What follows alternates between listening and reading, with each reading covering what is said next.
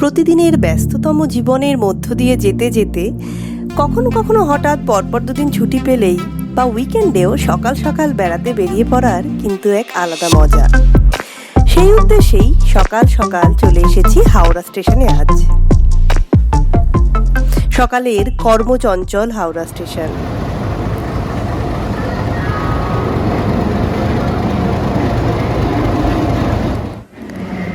সকাল 8টার পূর্বা এক্সপ্রেস ধরবো আমরা।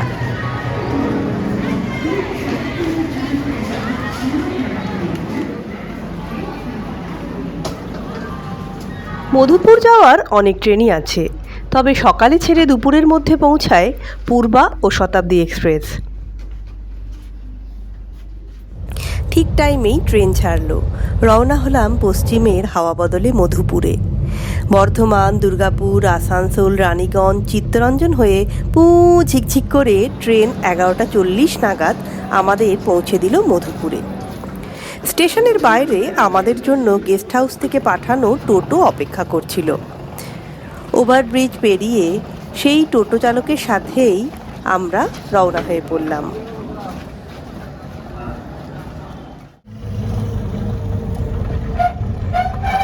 টোটো করেই আমরা পৌঁছে গেলাম আমাদের মধুপুরের ঠিকানায়। স্টেশনের খুব কাছেই বাড়িটি। টোটোতে 7 থেকে 8 মিনিট সময় লাগলো। আর টোটো ভাড়া লাগলো 60 টাকা।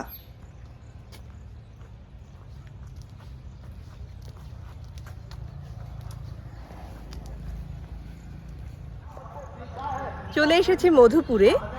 বাঙালির পশ্চিমের হাওয়া বদলের সেই প্রাচীন থেকেই চলে আসা নামটি হচ্ছে মধুপুর। আর এই মধুপুরে আমরা এখন উঠেছি শেঠ হেরিটেজ বাংলো। তো আমাদের সাথে সাথে আপনাদেরও ঘুরিয়ে দেখাবো পুরো এই বাংলোটা। তার সাথে আমরা যে রুমটায় উঠেছি, খাওয়া দাওয়া, আশেপাশে আমরা কি কি দেখব, সবই এই ভিডিওটার মাধ্যমে আপনাদেরকেও ঘুরিয়ে দেখাবো। বাঙালির এই পশ্চিমে বেড়াতে আসার কথা অনেক শুনেছি ছোট থেকেই, গল্পে, সিনেমায়, পুরনো দিনের মানুষের মুখে মুখে। অনেক দিনের ইচ্ছে আজ পূর্ণ হলো। আগের দিনে অবস্থাপন্ন বাঙালিরা প্রায় অনেকেই মধুপুরে একটা করে বাড়ি বানিয়ে রাখতেন, ছুটি কাটাতে আসতেন। এই 12টিও তেমনই এক বাঙালির ছিল। সামনে পিছনে বাগান দিয়ে সাজানো খোলামেলা পরিবেশে এই বাড়িটি। সামনের সুন্দর বারান্দা পেরিয়ে এটা বৈঠকখানা। পুরনো আসবাব, অ্যান্টিক জিনিসপত্র দিয়ে সাজানো বৈঠকখানাটি। নিচে বৈঠকখানার আশেপাশেই 4টে 4 ধরনের রুম আছে। 1500 থেকে 3500 টাকার মধ্যে ঘর ভাড়া, রুম ওয়াইজ আলাদা, খাবার খরচ আলাদা। এটা খাবার জায়গা। কারেন্ট অফ হলেও যাতে গেস্টদের কোনো অসুবিধা না হয় সে ব্যবস্থা তো আমরা দেখতেই পাচ্ছি।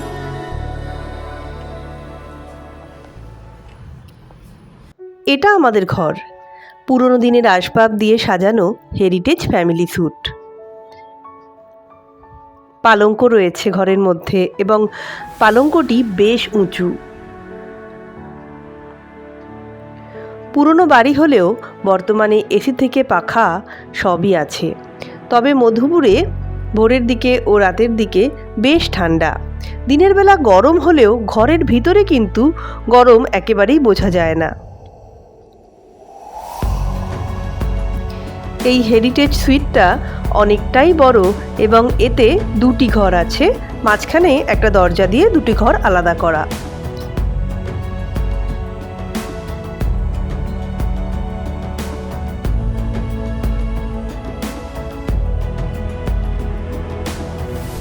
ঘর দিয়ে বেরোলেই এটা বাড়ির পিছনের অংশ।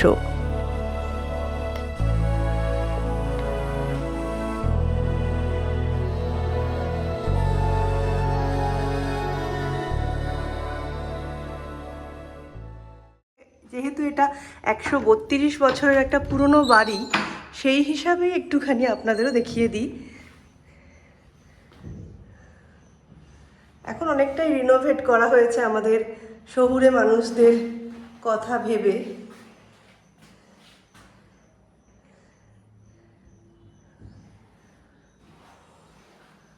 সমস্ত রকম সুব্যবস্থাই আছে।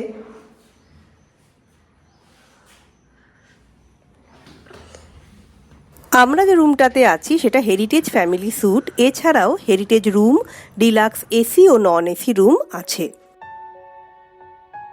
এই গেস্ট হাউস ছাড়াও মধুপুরে আরও অনেক গেস্ট হাউস আছে থাকার মতো, সেগুলো এখানের চেয়ে তুলনামূলক সস্তাই হবে। জনপ্রতি 700 থেকে 800 টাকায় থাকা ও খাওয়া পেয়ে যাবেন সেখানে। থাকতে পারেন লীলাকমল গেস্ট হাউসে, সত্যপ্রিয় রায় হলিডে হোমে, বর্ধমান গেস্ট হাউসে, অবসর গেস্ট হাউসে। তবে অনেক অত্যাধুনিক বহুতল হোটেল তৈরি হচ্ছে দেখে এলাম, চাইলে সেখানেও থাকতে পারেন। তবে মধুপুরের মতো পুরনো জায়গায়, পুরনো বাড়িতে থাকাটাও একটা আলাদা ভালো লাগা। বেলা গড়িয়ে দুপুর, লাঞ্চ চলে এসেছে আমাদের।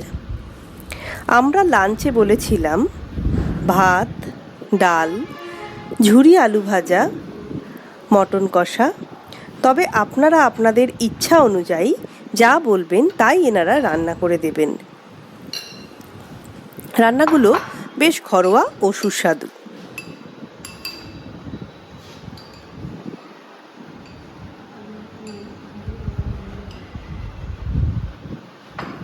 শেষ পাতে অবশ্যই আছে এখানের চমচম। বিকেলের দিকে বেরোলাম মধুপুরকে ঘুরে দেখতে। বিকেল বিকেল বেরিয়ে পড়েছি মধুপুরের লোকাল সাইট সিন করতে। তো এখন চলে এসেছি মধুপুর রাজবাড়ি রোডের অবস্থিত সেন্ট কলম্বাস চার্চে। আমি ঠিক কলম্বাস চার্চের সামনেই দাঁড়িয়ে আছি। অনেকটা এরিয়া জুড়ে এই চার্চটি, কিন্তু দুঃখের বিষয় হলো শুধুমাত্র রোববার দিন বিকেলেই এই চার্চটা খোলে। তাই রোববার যদি কেউ আসেন তারা অবশ্যই দেখতে পারবেন। আর আপাতত চলুন বাইরে থেকেই চার্চটাকে আমরা একটু ঘুরে দেখি।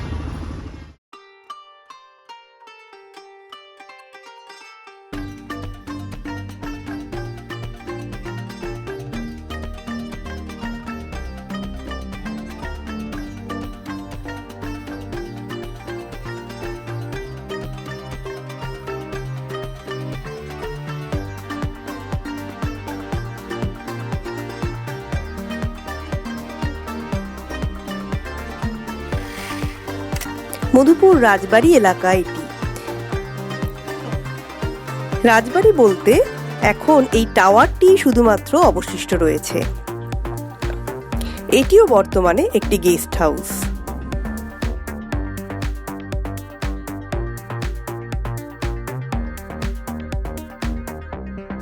ভিতরটাও একটু ঢু মারলাম। পিছনের যে বাড়িটা দেখতে পাচ্ছেন ওটাকে সাধু সংঘ বলে। মধুপুর তো আগে ছিল হচ্ছে বাঙালিদের পশ্চিমে আসার একটা জায়গা, এবং সেখানে বাঙালিরা নানান রকম বাড়ি তৈরিও করে রেখেছেন। তার মধ্যে এটি অন্যতম এবং ভীষণ সুন্দর এই লাল বাড়িটি। সেটি একটি বাঙালি মালিকের এবং তিনি কলকাতাতেই থাকেন, মাঝে মাঝে আসেন। আর বর্তমানে এটা আমাদের মতো যারা এই হেরিটেজ প্রপার্টি ভালোবাসেন তাদের জন্য একটা সুন্দর দেখার জায়গা। এই বাড়িটি সাধু সংঘ। 52 একর জমি নিয়ে তৎকালীন বাঙালিরা এখানে পর পর বাড়ি তৈরি করে থাকতেন, যার বেশিরভাগ বাড়ির অবস্থাই বর্তমানে খুবই খারাপ, কোনোটি বা বিক্রি হয়ে গেছে। আগে বাঙালির বসবাসের জায়গা হলেও বর্তমানে প্রায় পুরোটাই অবাঙালি অধ্যুষিত এলাকা। এই তারাকুটিরকে জাহাজবাড়ি বলে সকলে। কোনো এক বাঙালি সাহাবাবুর বাড়ি ছিল, বর্তমানে এটি গোডাউন। কি করুণ পরিণতি। এটি বাগবাড়ি। বাঙালি মালিকের থেকে বর্তমানে অবাঙালি মালিকের হাতে বাড়িটা চলে গেছে। কোনোটি বা হয়েছে কলেজ। এটিও কোনো এক নাম না জানা শৌখিন বাঙালি বাবুর বাড়ি ছিল বলেই বুঝলাম।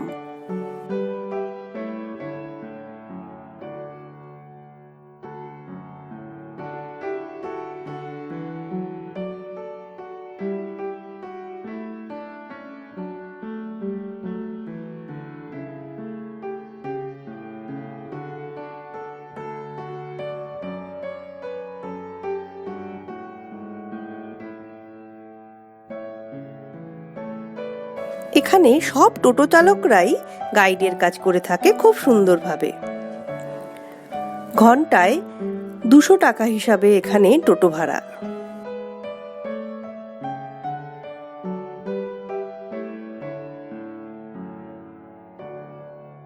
এরকম অসংখ্য বাঙালি বাড়ি পড়ে আছে মধুপুরে এখানে ওখানে।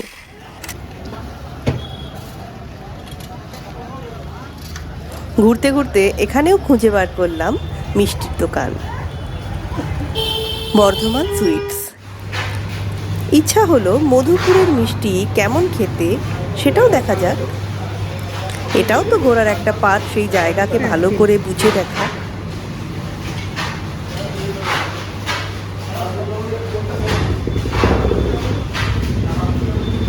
রসগোল্লা মোটামুটি, তবে রাবড়ি, ছানার মুরকি, প্যারা, চমচম বেশ ভালো খেতে।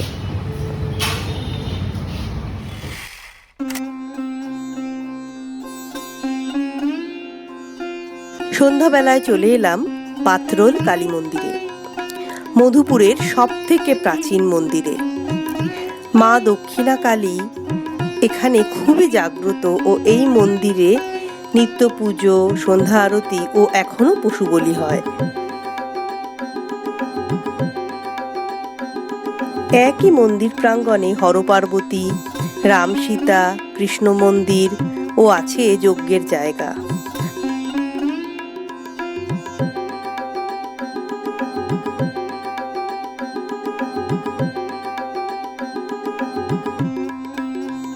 এই জায়গায় হয় নিয়মিতই প্রায় পশু বলি। ঘুরে আসতে না আসতেই ঘরে চলে এসেছে পনির পকোড়া, বেগুনি ও সাথে চা।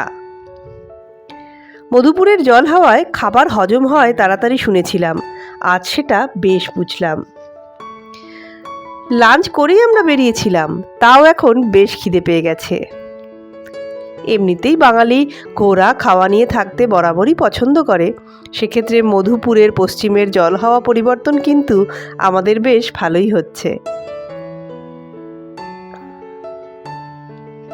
রাতের আমাদের ডিনার হয়ে গেছে, বেশ ঠান্ডা ঠান্ডা, এক কথায় মনোরম পরিবেশ।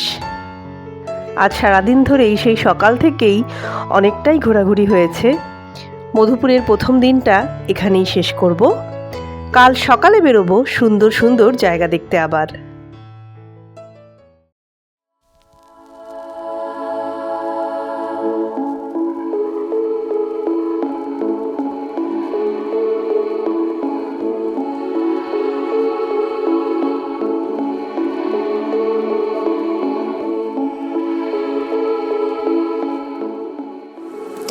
আমরা টিপিক্যাল বাঙালি, লুচি, আলু চচ্চড়ি ও গতকালের সেই কেনা বর্ধমান সুইটসের মিষ্টি আমাদের ব্রেকফাস্টে।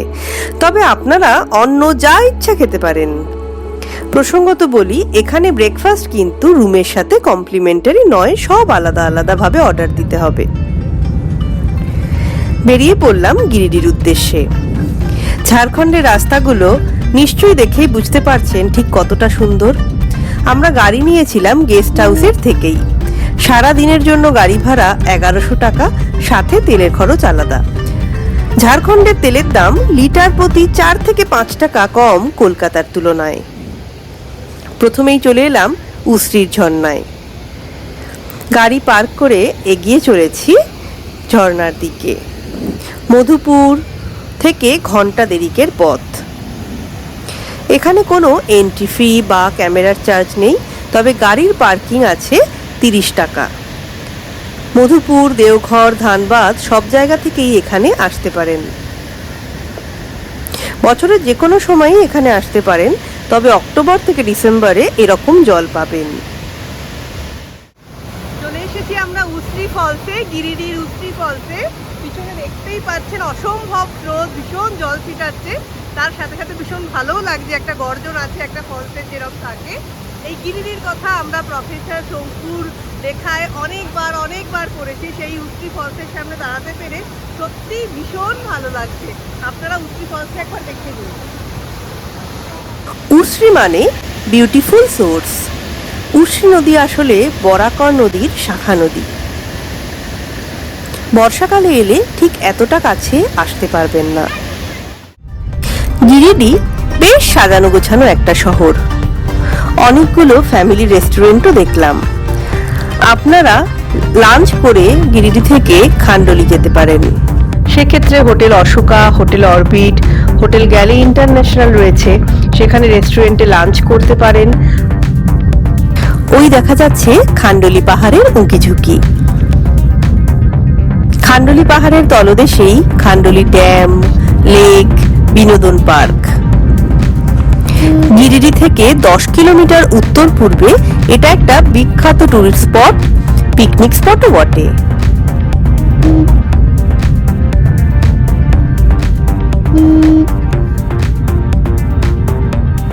বাঁদিকে যেগুলো দেখা যাচ্ছে ওগুলো টেন্ট, সেই টেন্টেও থাকার ব্যবস্থা আছে।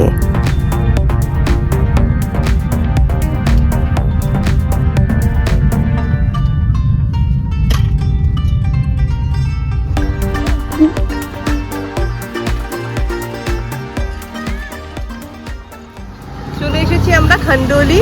গিরিডির ওপর দিয়ে এলাম, এখানে একসাথেই খান্ডোলি পাহাড় ঠিক আমার পেছনে, আর আমার ডান দিকে রয়েছে খান্ডোলি লেক, খান্ডোলি ড্যাম। লেকে আবার বোটিং এরও ব্যবস্থা আছে। ওভারঅল জায়গাটা কিন্তু ভীষণ সুন্দর।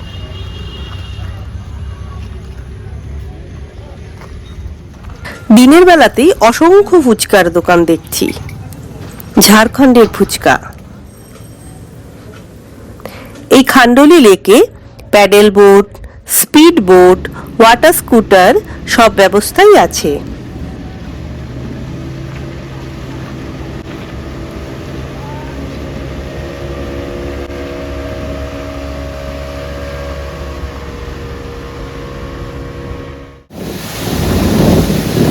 এটা খান্ডোলি ড্যাম।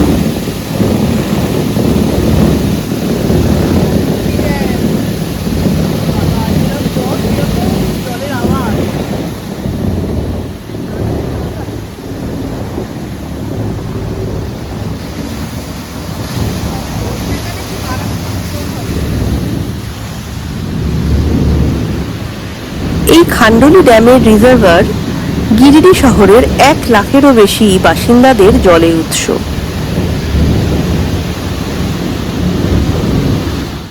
আমরাও একটু বোটিং করে নিলাম, লাইফ জ্যাকেট পরে অবশ্যই।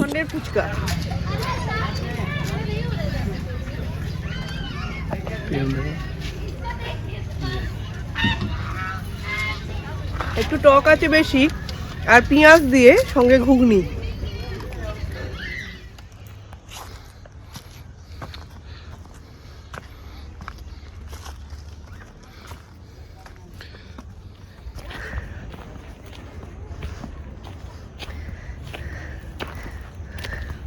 খান্ডোলি পাহাড়ে আমরা ওঠার চেষ্টা করছি, অনেকটাই খাড়া, শেষ অবধি যেতে পারবো কিনা জানি না, তবে চেষ্টার কোনো ত্রুটি নেই, এগিয়ে চলেছি।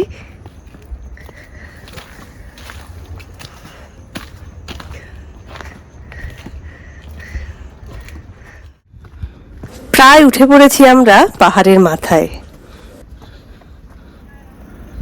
সেই ড্যাম এরিয়াটা যে অবধি আমরা হাঁটতে হাঁটতে গেছিলাম, সেটাকে আমরা ওপর থেকে আপনাদের সামনে তুলে ধরছি। পুরো জলাশয়টা, আমরা এখন খান্ডোলি পাহাড়ের অনেকটা উপরে আছি, সেখান থেকে ওপরের ভিউটা দেখে নিন।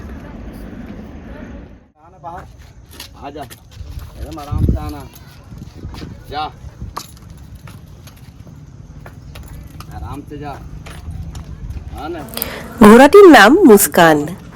তার প্রভুর খুবই বাধ্য দেখলাম, মালিক যেমন যেমন বলে মুস্কান তেমন তেমন চলে। আমার কন্যাও বেজায় খুশি। ভালো লাগছে তো? ঠিক আছে, যাও। মাত্র 30 টাকার বিনিময়ে বেশ খানিকটা মুস্কানের সওয়ারি হওয়া গেল। এরকম আরো অনেক বিনোদনের জিনিসপত্রই ছিল খান্ডোলিতে।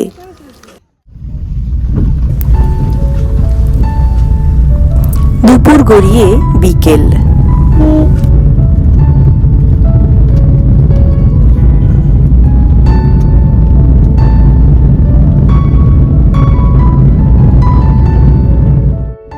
পরন্ত বিকেলে আমরা চলে এলাম বুরাই পাহাড়ে। অদ্ভুত সুন্দর একটা জায়গা। প্রাকৃতিকভাবে তৈরি একটা গুহা, মাঝে জলাশয়, পাহাড়ের ওপরে মন্দির, তার পাশে নদী। পাহাড়টার বয়স কত ঠিক জানা নয়, তবে অনেক অনেক প্রাচীন সেটা অনুমান করা যায়। গুহার মধ্যে বুড়াইশরীর প্রাচীর মন্দির।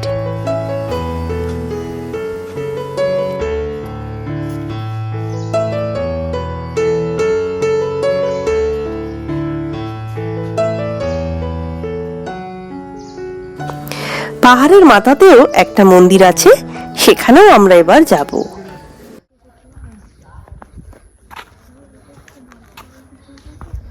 না না, থেমে গেছে। বহু বছর আগে ভলকানিক ইরাপশনের ফলে হয়েছিল, বহু বছর। এখন মানে যখন গরম হয়ে বেরিয়েছিল লাভাটা, সেটা ঠান্ডা হয়ে এতটা শক্ত হয়েছে, মানে বহু বছর আগেরই এটা একটা অদ্ভুত সৃষ্টি। আমরা এখন বুড়াই পাহাড়ে উঠছি। এই পাহাড়টা পুরো অন্য রকম, এত জায়গায় এত কিছু ঘুরেছি, কিন্তু একটা ভলকানিক পাহাড়ের ইরাপশনের ফলে তৈরি পাহাড়ের ওপর দিয়ে ওঠা, চারিপাশে তার সত্যি একটা গর্ত গর্তের মতো করা আছে।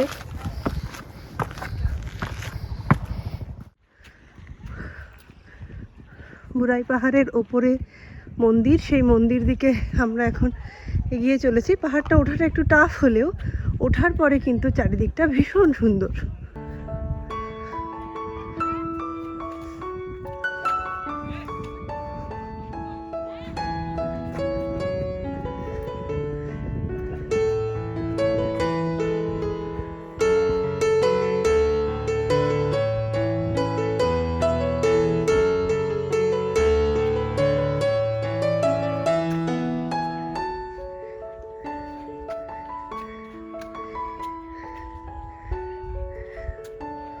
নিচে দূরে ওই মন্দিরটা দেখাচ্ছে, ওই মন্দিরে একটু আগে আমরা ওখানে ছিলাম। ওখান থেকে এখন আমরা পাহাড়ের মাথার মন্দিরে।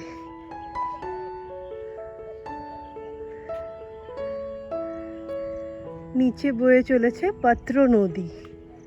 নদীতে এখন জল একটু কম হলেও বর্ষাকালে খুব জল।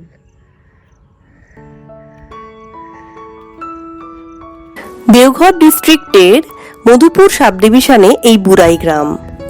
মধুপুর ও দেওঘর দু জায়গা থেকেই এখানে আসতে পারেন, দূরত্ব প্রায় দুদিক দিয়েই সমান।